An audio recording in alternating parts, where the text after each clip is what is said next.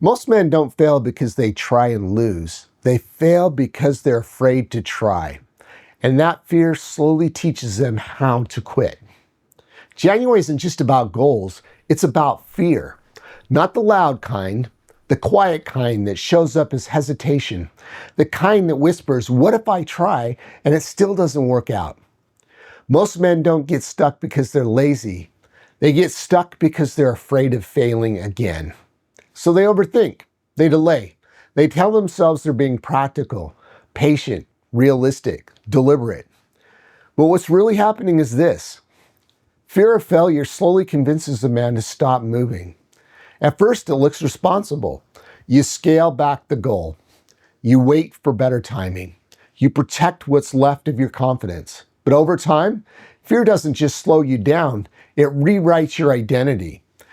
You stop asking, "How do I make this work?" and start asking, "What's the safest way not to lose?" That's when men don't just fail, they give up quietly. They don't announce it. They don't quit dramatically. They just stop trying.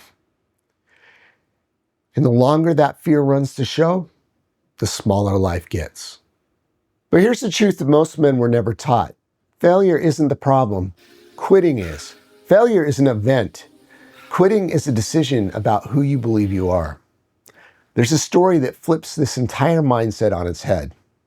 Sarah Blakely, the founder of Spanx, has talked about how her father used to ask her and her brother one simple question at the dinner table. What did you fail at this week? Not what did you win? Not what did you accomplish? What did you fail at? And if they hadn't failed at something, he'd actually be disappointed. Because in that house, failure meant that you tried, and trying meant you were growing. Think about how different it is from what most men learn growing up. For a lot of us, failure meant embarrassment. Failure meant you weren't good enough. Failure meant that you should probably quit before you look foolish again. So we learned to play it safe. We learned to only try things we were good at. And eventually, we learned to confuse caution with wisdom. But here's what happens when a man avoids failure long enough.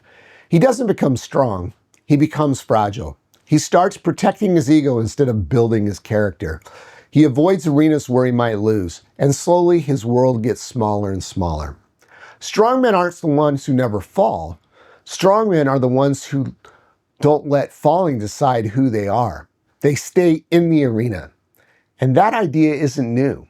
Over 100 years ago, Theodore Roosevelt put words to something that men have always known but rarely hear affirmed. He said, "It's not the critic who counts, not the man who points out how the strong man stumbles, or where the doer of deeds could have done them better.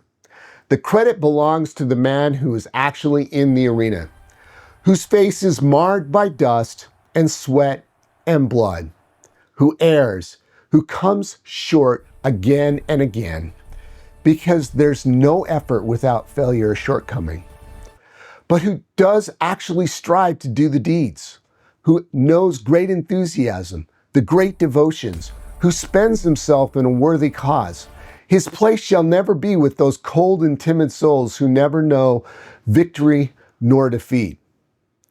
That's not bravado, that's courage.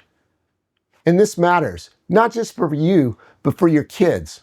Your children aren't listening to speeches about resilience.